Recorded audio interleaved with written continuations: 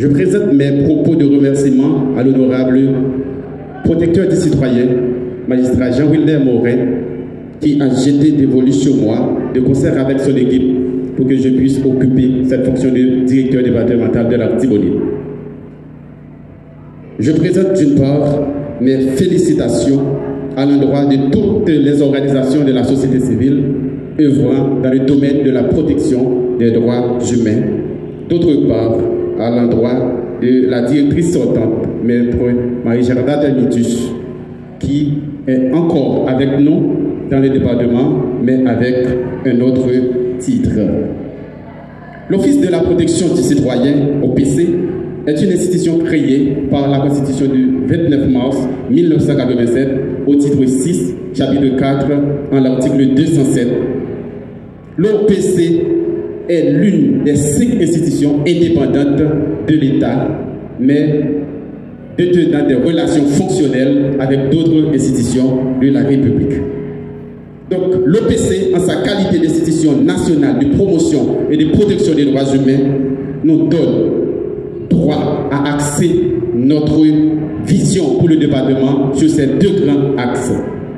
Un, c'est assurer la protection des individus lésés par les actions de l'administration publique. Parce que l'administration publique, comme son nom l'indique, ça doit être au service du public, pas au service d'une personne. Donc nous allons assurer la protection de tous les citoyens, de tous les individus qui seraient victimes ou bien qui sont sur le point d'être victimes de l'administration publique. Deuxièmement, nous allons veiller au respect par l'État de ses engagements en matière des droits humains, notamment ceux contractés au niveau régional et international. Les antiboniciens et antiboniciennes ont droit de circuler librement sur tous les territoires. Ils ont droit à la sécurité.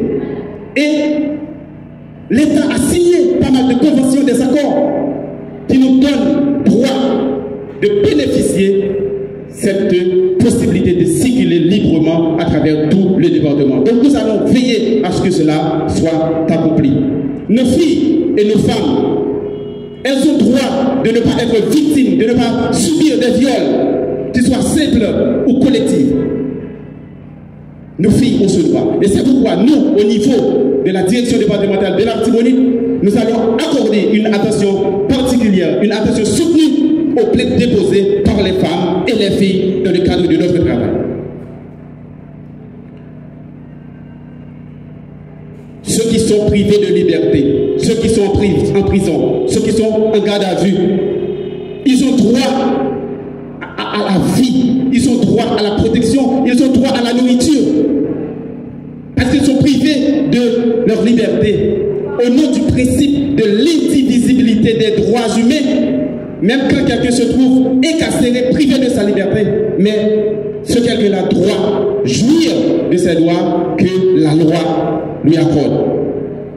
Il doit devoir, les détenus ont droit de voir dans le délai de la loi leur juge pour pouvoir connaître leur sort, parce qu'ils sont des présumés. Ils ont droit de voir leur juge.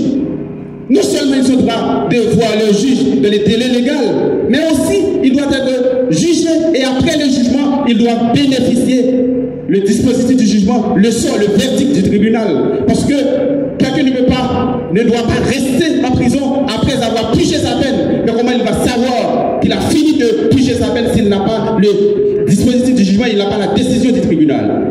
Donc nous allons travailler, nous, au niveau du département de l'Artibonite, pour que les détenus jouissent de ces droits, pour qu'ils ne restent plus en prison après avoir fini de purger sa peine. Ce n'est pas normal pour un détenu fin juger peine et puis pour toujours être en prison.